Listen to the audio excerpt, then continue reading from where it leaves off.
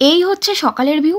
Swimming pool just অসাধারণ লাগছে, আর তার পাশে চারপাশটাও আরো দুর্দান্ত লাগছে। এরপর দেখো রাতের ভিউটা, এই যে লাইটস গুলো আছে তার পাশে একটা বক্স লাগিয়ে বন্ধু বা ফ্যামিলি যে কারোর পাশে এই সুইমিং পুলে পা ডুবিয়ে বসার যে একটা ভাইবস পাবে সেটা একদম চরম লেভেলের। আর শুধু বাইরের ভিউ কেন, ভেতরে যেখানে থাকবে সেটাও তো কমফোর্টেবল হতে হবে। So hello my beautiful people, চলে এসেছি শান্তিনিকেতন সিরিজের আরো একটা ধামাকা ইনফরমেটিভ ভিডিও নিয়ে। তোমরা যারা স্টেশনের কাছাকাছি বাজেট ফ্রেন্ডলি হোটেল খুঁজছো, আজকের ভিডিওটা শুধুমাত্র তাদের জন্য। হোটেলের নাম, লোকেশন, ফেসিলিটি সমস্ত কিছু আজকে তোমাদের সাথে শেয়ার করবো এই ভিডিওতে। প্রথমে যেটা তোমাদের সাথে শেয়ার করবো সেটা হচ্ছে হোটেলের লোকেশন।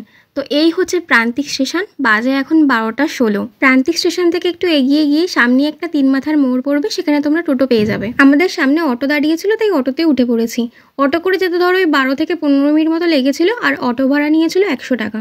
ও দেখেছো, এতক্ষণ ধরে কথা বলছি আর হোটেলের নামটাই বলা হয়নি। হোটেলের নাম হচ্ছে stay maker Gharana hotel and resort. হোটেলের গেট দিয়ে একটু সামনে এসে ডান দিকে এই যে রিসেপশন পড়ছে, রিসেপশনটা অনেকটাই বড় এরিয়া জুড়ে। এবার তোমাদের হোটেলের গেট থেকে বাইরের ভিউটা ভালো করে দেখিয়ে দেবো। তো এই যে বিল্ডিংটা দেখছো, এখানে রিসেপশন আছে, দেখতেই পাচ্ছ এখনো কনস্ট্রাকশনের কাজ চলছে এই দিকের সাইডটা। আর এই রিসেপশন রুম থেকে দেখো বাঁ দিকে করলে তোমরা হোটেলের গেটটা পাবে, যেখান থেকে আমাদের অটোটা ছেড়ে দিয়ে গেল। এই ঘরানা হোটেল শান্তিনিকেতন স্টেশনের থেকে প্রান্তিক স্টেশনেরই বেশি কাছে। তোমরা চাইলে অবশ্যই করে একবার গুগলের ম্যাপের ডিস্টেন্সটা দেখে নিতে পারো। আর তোমরা যদি কেউ গাড়ি বা বাইকে করে আসো, সেক্ষেত্রে পার্কিং এরও ব্যবস্থা আছে, কোনো অসুবিধা হবে না। আর এই হচ্ছে বাইরের ভিউটা, মানে দেখে এরকম পিকনিক পিকনিক ফিলিং হচ্ছে। এবার তোমাদের মেন অ্যাট্রাকশনটা দেখাই, সেটা হচ্ছে সুইমিং পুল।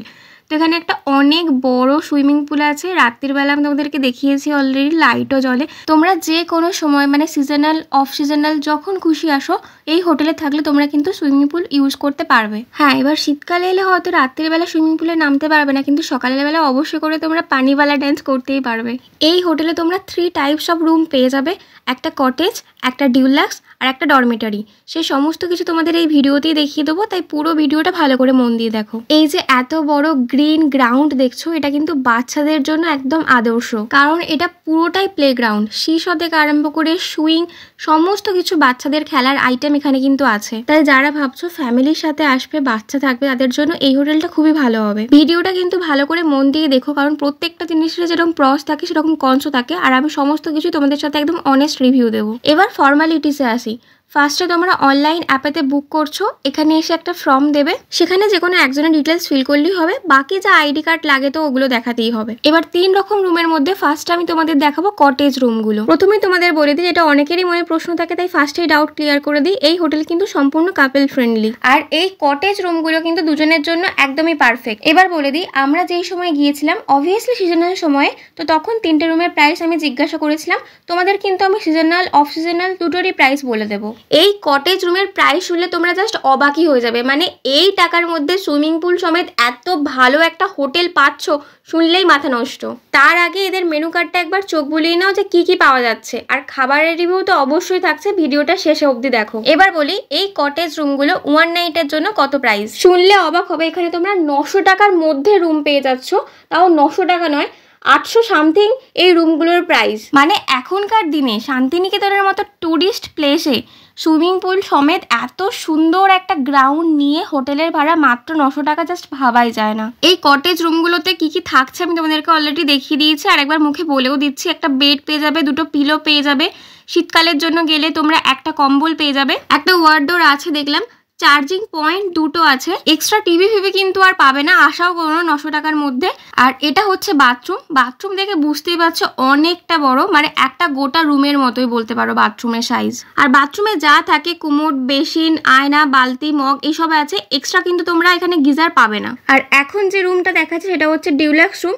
এর কি প্রাইস থাকছে আমি বলে দেবো, তার আগে তোমাদের বাথরুম দেখিয়ে নিই। এই বাথরুমের মধ্যে আগের বাথরুমে যা যা দেখলে সমস্ত কিছু আছে, এক্সট্রা যেগুলো আছে সেটা হচ্ছে শাওয়ার পেয়ে যাবে আর পেয়ে যাবে গিজার। তবে এই বাথরুমের স্পেস কিন্তু আগের যে 900 টাকার রুম দেখালাম তার থেকে একটু ছোট। তো আমি তো বলবো এর থেকে যে 900 টাকার রুমগুলো ছিল তার বাথরুমটা বেশি বড় ছিল।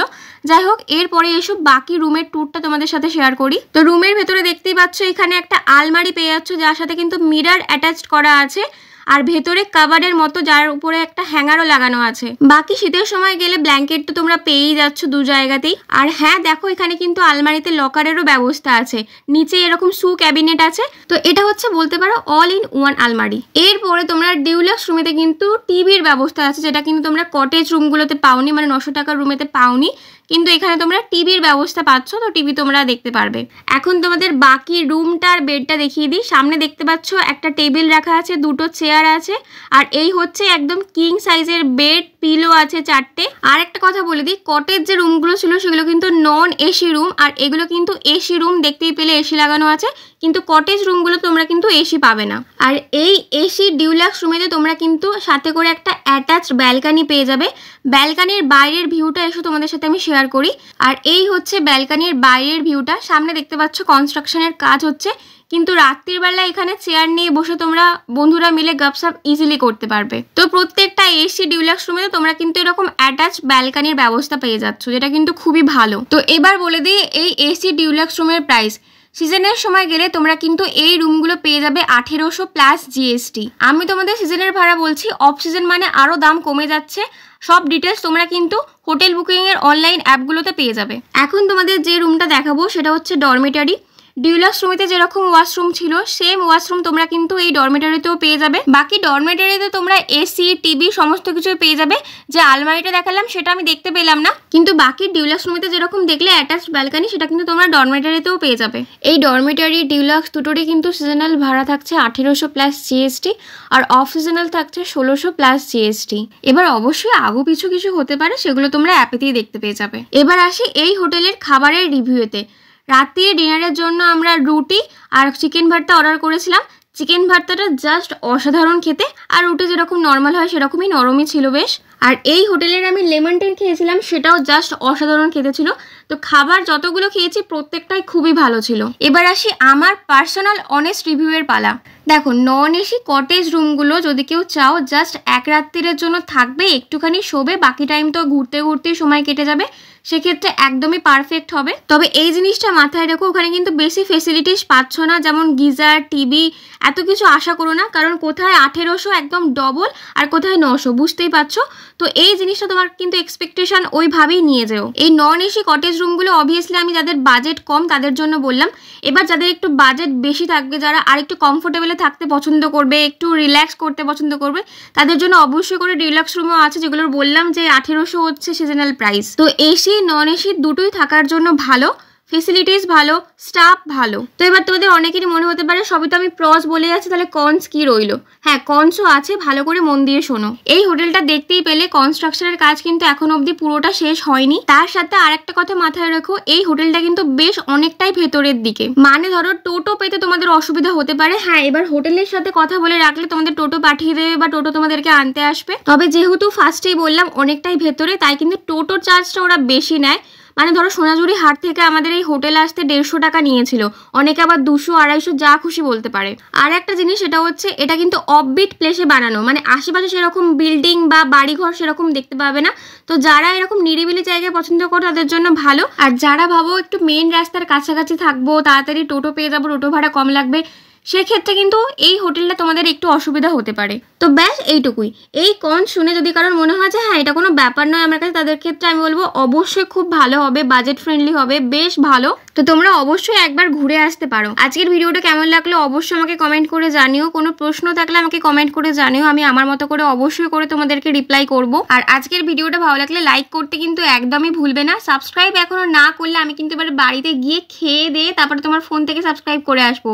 সেটা যদি না চাও, ভালো চাও, তাহলে নিচে থেকে সাবস্ক্রাইবটা করে দাও। আর শান্তিনিকেতন সিরিজ কে কে মিস করেছো আমাকে বলো, বিশেষ করে সোনাঝুরি হাটের কালেকশনগুলো। তুমি কি জানো সোনাঝুরি হাটের ফুল কালেকশন, প্রাইস, বার্গেনিং কিভাবে করবে, সমস্ত কিছু আমি দুটো ভিডিওতে তোমাদের সাথে শেয়ার করেছি। শুধু কি তাই, সোনাঝুরি হাট থেকে আরম্ভ করে শান্তিনিকেতনে গেলে কোন কোন খাবারগুলো মিস করা যাবে না সেটাও তোমাদেরকে একটা ভিডিওতে আমি বলে দিয়েছি। স্ক্রিনে তোমরা দুটো ভিডিও পেয়ে যাবে, একটা বাঁ দিকে হচ্ছে সোনাঝুরি হাট পার্ট 1, আর ডান দিকে হচ্ছে শান্তিনিকেতন গেলে কোন কোন খাবারগুলো মিস একদমই করবে না সেটা। তো আজকের ভিডিও এই পর্যন্তই, দেখা হচ্ছে পরের ভিডিও। ততক্ষণের জন্য টাটা, বাই, সবাই ভালো থেকো, সুস্থ থেকো, মিষ্টি মিষ্টি কমেন্ট করে যেও এই ভিডিওতে।